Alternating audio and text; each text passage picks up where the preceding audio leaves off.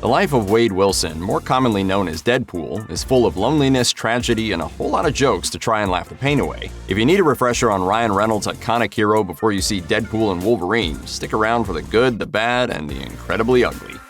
Towards the end of the Vietnam War on Earth 10,005, the Earth of the Fox Marvel movies, Wade Wilson serves on Major William Stryker's Team X alongside a group of misfit mutants. These include teleporter John Wraith, the invulnerable Fred Dukes, marksman Agent Zero, and electropath Chris Bradley. They're also joined by a pair of quick-healing brothers with deadly claws, one of whom is known as Logan, who will eventually become Wolverine. In 1973, the team sets out to infiltrate a high-rise, and it doesn't take long for Wade to start cracking jokes at his teammates' expense. Great. Stuck in an elevator with 5 guys on a high-protein diet. Oh, Wade. Dreams really do come true. So just shut it. Wade has the skills to back up his big mouth, though, proving himself by taking down 8 gunmen with nothing but his katanas. There's a reason Stryker keeps him around, after all. If you didn't have that mouth on you, Wade, you'd be the perfect soldier. This is the last time that Wade Wilson is seen active until the end of the decade. Team X carries on for a bit, but disbands soon after Logan leaves.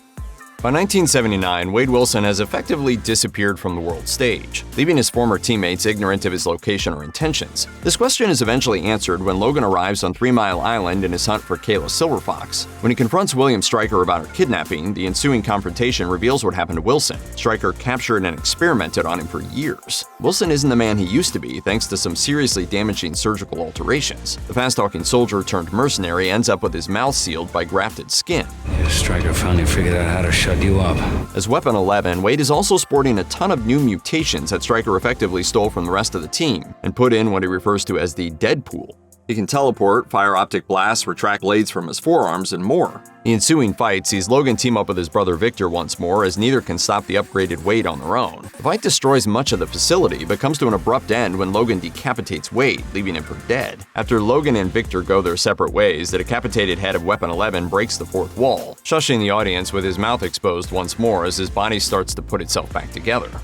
A few universes away in the branch timeline Earth 41633, Wade Wilson works as a mercenary in Vancouver sometime around 2016. He takes odd jobs helping out the little guy where he can, having moved on from his dishonorable discharge from the Canadian Special Forces. After completing a relatively simple job scaring the pants off a would-be stalker, Wade meets a sex worker named Vanessa, and after some skee-ball and rough sex, they begin a relationship. 3 minutes. Deal. What do we do with the remaining 2 minutes 37 seconds? Cuddle? Wade and Vanessa sexually celebrate everything from President's Day to National Women's Day, and after around a year of dating, Wade pops the question using a ring pop as an engagement ring. Vanessa accepts, but before they have a chance to celebrate their engagement, Wade passes out and gets rushed to the doctor. It's there where he learns that he has a number of incurable stage 4 cancers. Unwilling to accept Wade's fate, Vanessa looks into alternative medicine and any other possible options to possibly prolong her fiancé's life, but Wade has other plans. Determined not to force Vanessa to watch him wither away and die, he sets out to die alone, wallowing in misery and separated from the woman he loves. While in a particularly dark place, Wade runs into a recruiter who just so happens to be in the business of helping wayward former military operatives in desperate situations. With a little convincing, Wade enters the program, which a mutant named Ajax runs with the help of his muscle, Angel Dust. They subject Wade to intense, non-stop torture in an attempt to unlock his latent mutant genes. It's brutal, but he manages to maintain a sense of humor by mocking Ajax's real name, Francis. F-R-A-N-C-I. Oops. This leads to a more aggressive form of torture involving a hypobaric chamber that continuously brings Wade to the brink of asphyxiation. The torture works and unlocks Wade's mutant genes, but instead of curing his cancer, the disease spreads throughout every system of his body. At least he gains the ability to heal from any injury in the process. Francis informs Wade that he won't become a superhero and will be contracted out as mutant muscle to the highest bidder. Instead, Wade steals a match from Angel Dust and uses it to blast himself out of the chamber. This leads to a massive fire and the destruction of the lab, kicking off Wade's mission to force Francis to fix the damage he's done. Wade doesn't adapt well to his new face, so he sets his sights on Francis. The only problem is that he doesn't know how to find him after their battle at the lab, so he dons a red suit, changes his name to Deadpool, and tracks down as many of his associates as possible. He kills them all in brutal fashion until one, the recruiter, reveals his boss's location. When Deadpool actually ambushes Francis and his men, he takes him down with as few bullets as possible because he forgot his ammo and weapon bag in his pal Dopinder's taxi. Deadpool manages to pin Francis to the wall with a katana, but he's found by Colossus and Negasonic Teenage Warhead before he can exact his full revenge. The two X-Men try to drag Wade away, but he escapes by cutting off his hand. Unfortunately, that means Francis is able to escape as well. Deadpool decides to approach Vanessa and reveal what he's become, but the villain kidnaps her to use his bait before Wade can come clean. After Vanessa's kidnapping, Deadpool reluctantly arrives at Xavier's mansion to recruit the X-Men to help get her back. After he convinces Colossus and Negasonic Teenage Warhead to help him, they head out to the junkyard to face Francis and the few men he has left. As Colossus fights Angel Dust, Deadpool tears through Francis's goons, killing all of them before running into his old pal Bob, whom he merely knocks unconscious. Oh, what the hell? God, come here, you. How are the kids? Good? Wade eventually faces off against Francis on the deck of a wrecked helicarrier, where he's placed Vanessa inside the hypobaric chamber. Deadpool gets stabbed in the skull and injured in various other ways that would kill any normal person, but he still succeeds in forcing his enemy to the ground after saving Vanessa from dying in the chamber. As Deadpool straddles Francis to kill him, he's interrupted by Colossus in an attempt to appeal to Wade's humanity. It almost works, but he ends up shooting him in the face anyway. With Francis dead, the only thing left for Deadpool is to reveal himself to Vanessa. Thankfully, she accepts him for who he is, scars and all. It's a face I'd be happy to sit on. About 2 years after killing Francis and saving Vanessa, Deadpool has found his niche as the Merc with a Mouth. He works around the globe, delivering death and mayhem to a variety of evildoers while remaining uproariously happy with Vanessa. Many of Deadpool's targets come from organized crime, which becomes problematic after he fails to kill one of his marks. Wade and Vanessa talk about expanding their family, but their world comes crashing down when one of the mafiosos he didn't kill in his last contract arrives at his apartment with several goons in tow. He manages to take them out, but when he throws a cream cheese spreader at the last attacker and misses, Vanessa takes a bullet to the chest. Wade rushes over to try and help her, but it's too late. Vanessa is gone, leaving Deadpool a lonely husk who actively tries to get himself killed. He blows himself up to try to escape his own misery, but Colossus arrives just in time to gather up his body parts and bring him to the X-Mansion. I'm terribly sorry for your loss, Wade. You are broken. Oh god. I know that voice.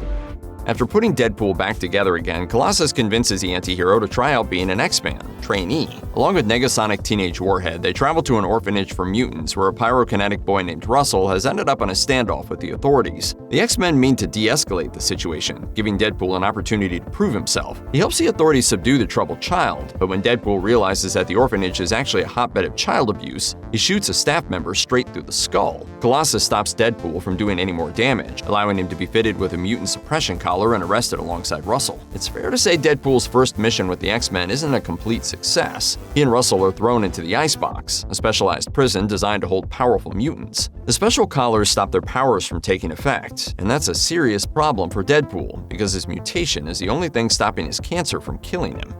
After settling into the Icebox, Deadpool and Russell have different ideas on how to handle their situation. Russell wants to secure his safety by attacking the biggest guy in the prison, but Deadpool is more than willing to lie back and accept his fate. He spent plenty of time and effort trying to die, but now the end is in sight. With this collar on, my superpower is just unbridled cancer. Give me a bow and arrow, I'm basically Hawkeye. This leads to a rift between Russell and Deadpool despite Russell's desire to remain close. Unbeknownst to either of them, though, time-traveling soldier Cable has arrived from the future to exact revenge on Russell and save his family. At some point in the future, Russell, who will go by the name Fire Fist, will murder Cable's wife and daughter in their home. After Cable arrives in the present, he makes his way to the Icebox to eliminate his problem. There's just one person he didn't account for: Deadpool. When Cable arrives at the Icebox, his security systems are laughable compared to his future tech. At first, Cable's attacks seem indiscriminate, but it doesn't take long for Deadpool to deduce that Russell is his target. Even though Deadpool has had his fair share of disagreements with Russell at this point, he's not the type to just let a child die. So Deadpool takes on Cable, even though it's not a fair fight until he gets his powers back. Once the suppression collar comes off and Deadpool is restored to his full mutant glory, he actually has a fighting chance. Who are you? I'm Batman. Batman, or Deadpool, eventually manages to blast himself and Cable out of the Icebox, leaving them to tumble down a mountain as Russell remains inside. With Deadpool gone, Russell befriends an unseen inmate in the maximum security area of prison. After literally pulling himself back from his lowest point, Deadpool decides to assemble his own super team to stop Cable and save Russell. The team, dubbed X-Force, features the always lucky Domino, the electrified Bedlam, the alien Shatterstar, the acid-spewing Zeitgeist, the invisible Vanisher, and Peter, a regular guy without any powers who thought saving the day sounded like fun. They kick off their first mission by trying to parachute directly onto the convoy transporting Russell to a new prison. Emphasis on trying, because high-speed winds blow everybody dangerously off course. What follows is is a total bloodbath, with each member of X-Force meeting their untimely end one after the next. Bedlam slams into a moving bus, Shatterstar falls into spinning helicopter blades, and Vanisher electrocutes himself when he slams into power lines. Zeitgeist flies directly into a wood chipper, and just when it looks like Peter might be able to save him, he vomits acid all over him, killing them both. Only Deadpool and Domino are left, making X-Force one of the shortest-lived superhero teams in movie history. Even though Deadpool isn't convinced that Domino's luck is a superpower, it's the only thing that allows them to carry out their assault on the prison convoy. Domino succeeds in landing exactly where she needs to without any difficulty, while Deadpool ends up stuck on a billboard, having to steal a scooter to catch up to the action.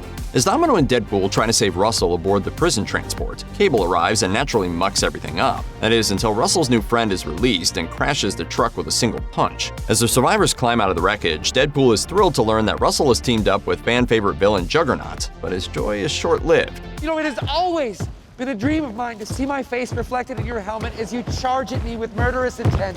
I don't mean right now. Deadpool abandons his Juggernaut fandom after the character rips him in half at the waist. He tries to convince Russell to not go kill his former headmaster, but he leaves with Juggernaut in tow. After the fight with Juggernaut, Deadpool heads to Blind Al's place to recover and grow a new pair of legs. He and his friends discuss their next moves as they're interrupted by Cable, but instead of attacking, the time traveler proposes that they team up. Now that the Juggernaut is out in the open, Cable can no longer kill Russell on his own. That's why he agrees to give Deadpool a single chance to change Russell's mind and keep him from turning to the dark side without hurting him. They'll need all the help they can get, so Deadpool tries to recruit his friends back at the X-Mansion, but they turn him down. The heroes get in Dopinder's cab and drive to the orphanage, and even though Deadpool's trusty driver wants to get in on the action, he doesn't want any more innocent people to get hurt. We need backup. I will bathe in the blood of your enemies. So Dopinder goes back to the cab as a revamped unofficial X-Force faces off against the Juggernaut. Say what you will about Juggernaut, but his name suits him very well. Once he gets going, it's nearly impossible to stop him, and Deadpool and friends learn this firsthand. After Deadpool gets an iron bar from a fence jammed through his skull, Colossus shows up to give Juggernaut a fair fight, even though he said he wouldn't. You came for me. I'm not giving up on you, and you are not giving up on that boy. That gives Deadpool and Cable the chance to look for Russell. It's not hard to find him as he's burning down the building as he hunts down the headmaster. After they make their way outside, Cable decides that he's given Deadpool his one chance to change Russell's future, so he pulls out his gun and fires off a round at the boy's chest. Deadpool jumps in the bullet's path, saving him. A bullet lodged in the heart normally wouldn't faze Deadpool, but he's wearing a mutant suppression collar in a Hail Mary attempt to appeal to Russell. He refuses to remove it, as he still hopes to redeem the young mutant and keep him from becoming evil. This leaves Deadpool without his healing factor and completely vulnerable to his now fatal wound, which initiates one of the most protracted death scenes in any movie. Deadpool spends a few minutes dying from his wound, and as he says goodbye to his friends, he seemingly dies and comes back multiple times. Deadpool is happy to succumb to his injury because it means he can finally see Vanessa again, but when he reunites with Vanessa in the afterlife, she tells him it's not his time to go just yet. Seeing Deadpool's sacrifice, Cable uses the one charge his time travel device has left to go back and place Vanessa's arcade token over Deadpool's heart in the moments leading up to his shooting. When events otherwise play out the same and he's shot again, the token stops the bullet, saving his life. This results in Wade's survival and Russell's redemption, with Deadpool and his friends all finding happy endings. Dopinder even gets to satisfy his bloodlust. Of course, Deadpool isn't the type of guy to leave everything well enough alone. Despite securing a relatively happy ending, he gets Negasonic Teenage Warhead and her girlfriend Yukio to repair Cable's time travel device so he can wrap up a few loose ends. That was probably a bad idea. What have we done? With Cable's time travel device in hand, Deadpool travels back to the moment of Vanessa's death and kills the bad guy before he gets off a shot, saving her life. From there, he travels to the moment of X-Force's many deaths and saves Peter's life, but he doesn't bother to save anyone else. He then travels into the past of Earth 10,005, where Logan first meets that universe's version of Wade Wilson in his Weapon 11 configuration. Deadpool easily takes out his past alter ego by shooting him in the head, leaving Logan with some important advice to follow post-retirement. But one day, your old pal Wade's gonna ask you to get back in the saddle again. And when he does, say yes. Next, Deadpool travels to some point before 2011, where he executes Ryan Reynolds before he has a chance to star in the critical and commercial flop that was DC's Green Lantern movie. His final stop is in the year 1889, where he finds a baby version of Adolf Hitler but ends up conflicted about whether or not to kill him.